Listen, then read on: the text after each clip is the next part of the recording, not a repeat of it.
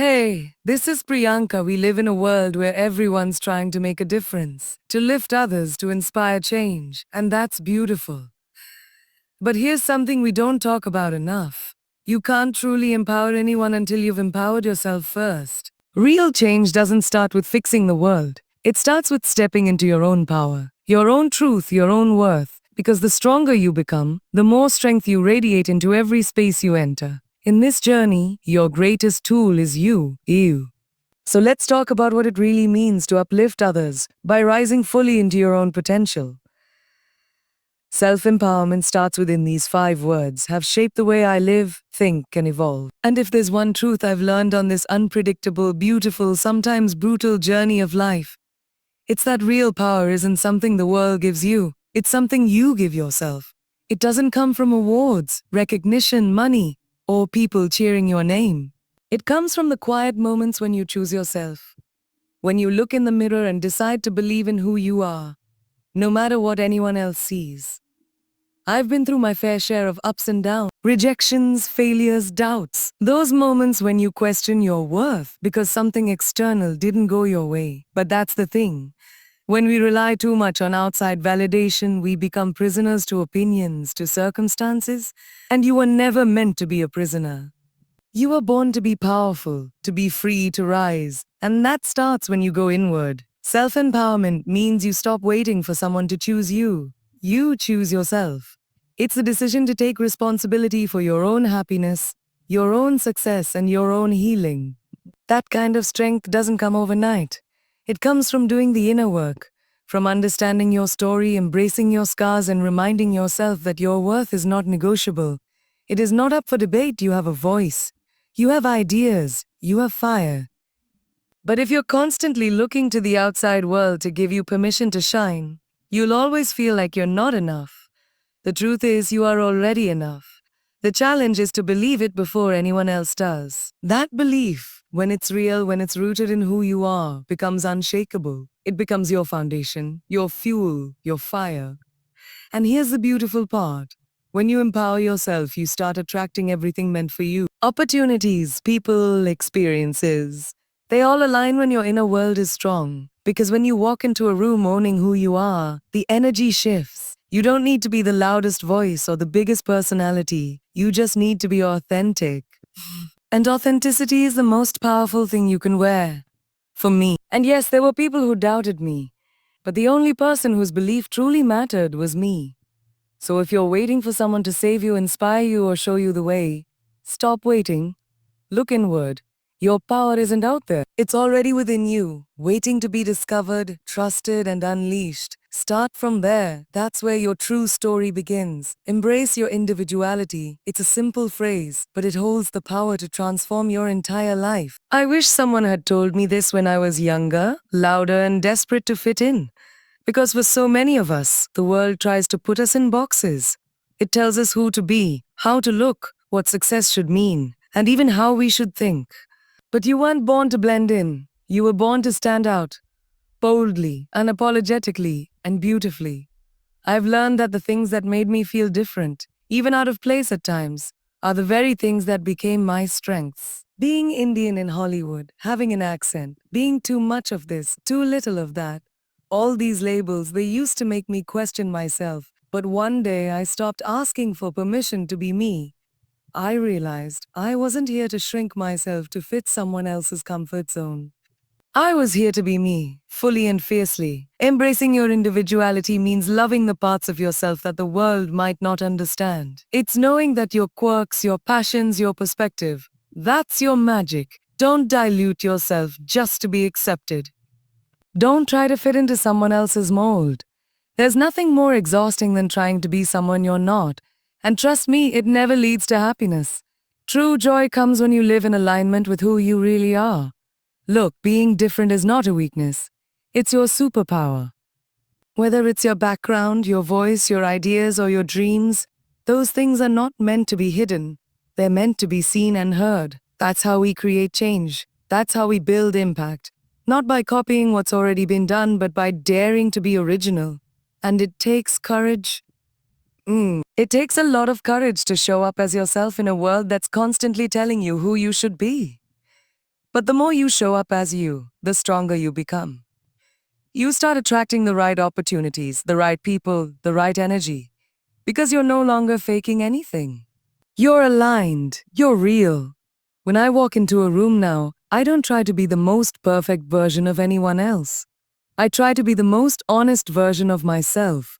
I lead with who I am, not who I think people want me to be. That's where confidence comes from. It's not about being flawless, it's about being authentic. So let this be your reminder. You don't need to change to fit the world. You need to embrace who you are so fully that the world learns to respect and celebrate your presence. Because once you start living as your true self, there's no going back. You'll feel the freedom, the power, and the peace that comes with finally owning your identity. Own it, love it, celebrate it. There is only one you, and that is your greatest advantage. Breaking free from dependency is one of the most liberating things you will ever do for yourself. And let me be clear, this doesn't mean you should isolate yourself or stop valuing your relationships. What it means is learning to stand on your own emotionally, mentally, and spiritually. It means recognizing that your worth, your happiness, and your peace cannot be tied to someone else's presence, approval, or opinion. We're all human. It's natural to lean on people, to seek connection, to crave support, too. But the danger comes when we start believing that we need someone to be complete, that without them we can't survive, succeed, or even feel okay. That's when dependency becomes a prison, and you were not meant to live in a cage. I've had moments in my life where I felt completely lost because I gave too much power away, to relationships, to people's expectations, to the fear of being alone. And I had to learn sometimes the hard way that putting your identity in someone else's hands is never safe because people change. Circumstances shift, but the one constant, the one person who will always be with you, is you. Breaking free from dependency starts with reconnecting to your own inner strength. It's about learning how to validate yourself, how to comfort yourself, how to believe in yourself even when no one else claps for you. It's reminding yourself that your dreams don't need permission, your feelings are valid, and your power is self-sourced. And yes, it's hard. It's hard to let go of attachments that made you feel secure. It's hard to walk away from people or habits you thought you couldn't live without. But when you do, you create space, space for growth, space for healing, space for becoming the strongest version of yourself. I'm not saying you shouldn't love deeply or trust others. I'm saying don't abandon yourself in the process. Don't pour so much into someone else that you forget to fill your own cup. You should never feel like you'll fall apart without someone. You should feel empowered by your relationships, not dependent on them. Think of it like this. True strength is knowing you can walk alone, even if you don't always have to. It's having a relationship with yourself that's so rooted, so unshakable, that whether you're surrounded by people or completely alone, you still feel whole. When you break free from dependency, you gain clarity. You start making choices based on your values, not your fears. You stop settling. You begin attracting relationships that are built on mutual respect, not need. And most importantly, you discover that everything you were looking for, stability, love, confidence, it was within you all along. So take your power back. Don't be afraid to stand on your own, because once you realize you don't need anyone to complete you, you become unstoppable. You'll still love, connect, and give, but from a place of strength, not from a place of fear. That's freedom. That's self-respect. That's power.